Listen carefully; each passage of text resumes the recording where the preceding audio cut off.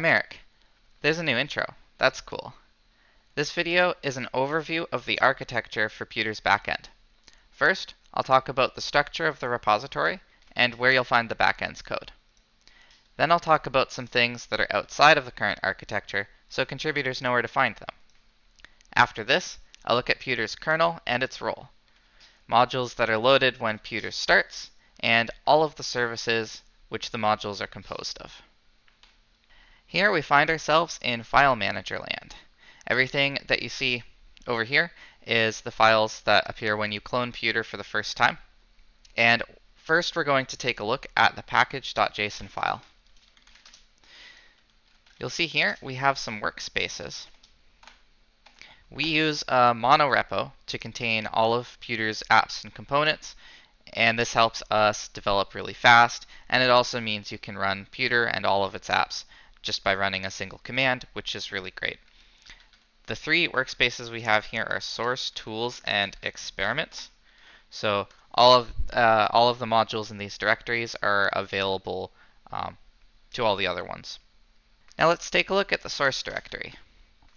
You'll see some recognizable things in here. There's backend, GUI, and terminal, to name a few.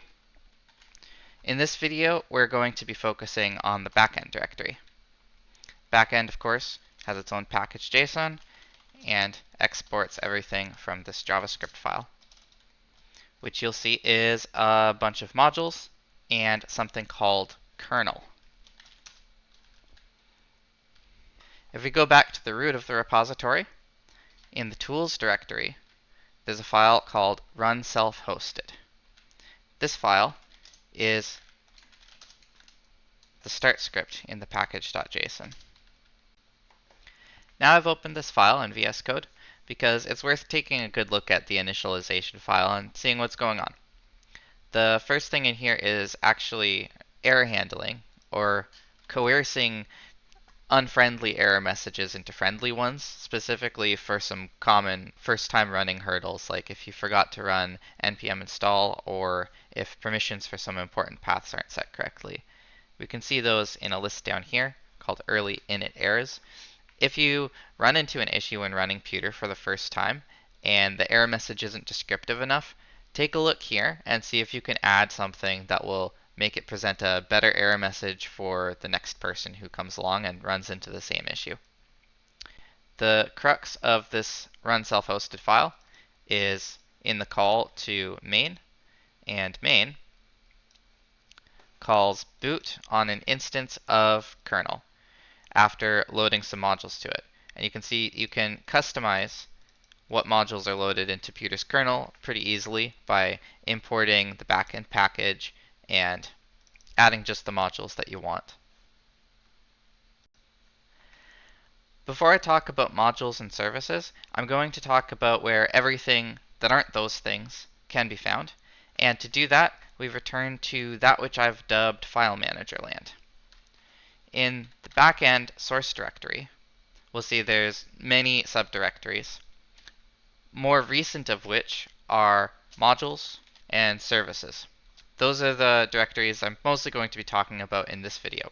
We also have directories like structured. Each subdirectory in this directory names a certain structure for the code, and within that are some implementations. So right now there's only one, and this is sequence. Everything in this directory is an instance of the sequence class, which is a way of structuring sequences of functions. We also have unstructured, which contains the permission scanner because I didn't know where to put that. File system also has a directory here, and this contains all of the high-level and low-level file system operations, as well as file system service, which currently resides in this directory rather than the services directory. Alright, it's time to sync back up with this diagram. We've talked about the location of the backend source code and how it's initialized, and where you can find some of the other things that aren't modules and services yet.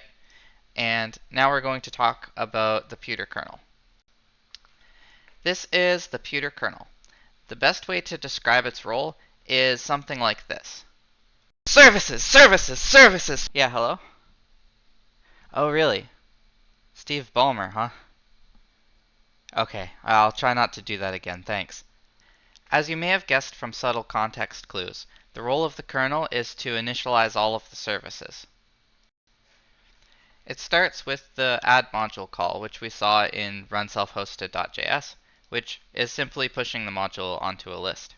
Then boot gets called, and the first thing boot does is call runtime init.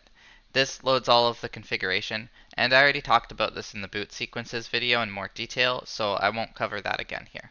After this, we instantiate the services container and a root context. These are values which will be provided in the execution context and available to all of the services. When we call init on the services container, that's when the real magic happens. This is the line of code that loads, I would say, most of Pewter's backend. This is the implementation of init on the services container. What we do in here is we loop through all the services and we call construct, and then we loop through all of the services and call init. Then if there are any failures, we display this error message. If you see this, that means not all of the services have loaded properly, and you'll probably need to shut down the server and fix something and then start it up again. More of what happens after that point, after the services are initialized, is described in the boot sequence markdown document. Okay, good. I'm glad we're done that now, because what I really want to talk about in this video is the modules and services. We're going to start off by playing this amazing game that I invented called How Many Services. Self-hosted module has 6 services. Default user service gives you your admin user when you start Pewter for the first time. Complain about version service checks what version of Node.js you're running, and if it's an end-of-life version, it complains about it in the dev console. Dev watcher service. This initializes Webpack and rollup watchers for some of the apps in Pewter. This way you can really quickly update code and test the changes without having to reboot the backend. Serve static files service. This is used for some of the built-in apps, and it serves the static files so that they can be loaded in an iframe as a Pewter app. Single file service. This is just used to give the correct URL for pewter.js. Test drivers module. This one has 2 services. This module is going to have several test drivers, but I realized I actually only needed one to test the functionality that needed to be tested. So the 2 services are test asset host service, which hosts some images that can be used, and test image service, which effectively tests streaming any binary file through the driver interface, which is what I wanted to test. AI module. This has 6 services. The AI module isn't enabled by default, but you can uncomment the line in runselfhosted.js and add the appropriate configuration, which of course requires API tokens as well. The services that are in this module include TextTract for optical character recognition, Poly for voice synthesis, OpenAI completion for chat completions, like ChatGPT for example, and image generation, also with an OpenAI provider. There's also a service that registers all of the interfaces called AI Interface Service. And these are common interfaces which any service providing this functionality would be adapted to. So for example, if you wanted to create a chat driver or an image generation driver that doesn't adhere to exactly the same interface as OpenAI's, you would just adapt it accordingly in your driver implementation to match these interfaces, which all of the apps in Pewter or other services using this driver are going to be coded against. Broadcast module. This one has just one service. Broadcast service was recently moved to its own module because the complexity of broadcast service is likely to increase in the future. What this service does is it allows Pewter to broadcast an event to other Pewter peers. You can imagine different Pewter instances on different servers. This way, events can propagate across a distributed system. Database module. This one has just one service as well. Database module is where all of the database implementations are included. Right now, we only provide SQLite database access service, but any other database service could be added, and it would just need to extend this base class here called base database access service. Local storage module has two services. Local storage module provides a storage mechanism for Pewter when you're self-hosting it that uses the SQLite database in conjunction with your local file system. And we have two services that we register for this. A local disk storage service that handles the actual storage of the files, and a host disk usage service that tells Pewter how to read information about what your storage usage is. Core module has 78 services. Now we get into core module, and while I could describe the contents of this entire file, I think a diagram is in order. Behold core module in all of its glory. As you might have guessed, the plan is to incrementally split this module up into several smaller modules, but there's no reason to rush that. There's no advantage. I've categorized the services in these little boxes here. This is not necessarily a representation of how the services will be divided into modules, but rather just a way to describe the functionality to make it easier to explain. What I'm going to do is make a separate video covering each of these categories, but for now I'm just going to quickly go over what kind of services exist.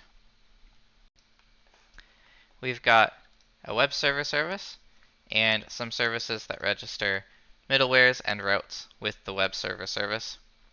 We have some services that are practically used by all services, and a Hello World service for testing. Some services are specifically for development environments, and we also have services that make it possible to interface with drivers. The file system itself is composed of several services and also relies on access control, which relies on services related to permissions. We have services that can send emails, WebSocket push notifications, and notifications for the end user. Authentication and authorization is composed of a surprising plethora of services. Services in gray are ones that ideally should exist but don't exist currently. We have services for operation monitoring to figure out if we have an explosion of sub-operations underneath an operation, so we can fix that. We have services for diagnosing the system, handling events, and allowing you to shut down the server, as well as a service that handles when you launch Pewter with a specified boot script, which I'm going to talk about in a future video. Some services are just used by other services, and some service classes are just base classes for other services. There's one cache control service, and there will be many other cache control services as we move some of the cache control mechanisms into newer architecture on Pewter. And there's some services which I don't even know if we're using them or not right now, and I need to check that. We have services for usage control, so a user can provide a resource to another user and place some limits on that, like how many monthly uses the recipient user has. And we have services for abuse prevention, like edge rate limiting and generating tokens to prevent cross-site request forgery. Well, that was a lot of information very quickly, and also not very much information at all, which is why there are going to be subsequent videos covering each of those boxes there. Let me know what you'd like to hear about first. This can be done through the YouTube comments or also on the Discord community, which you can find if you go to pewter.com and hit the icon on the top left, and that will open the About dialog where you can see all of our social media. And with that, I wish all of you a great day, and thanks again for taking a look at Pewter and all of the interesting things that we're working on.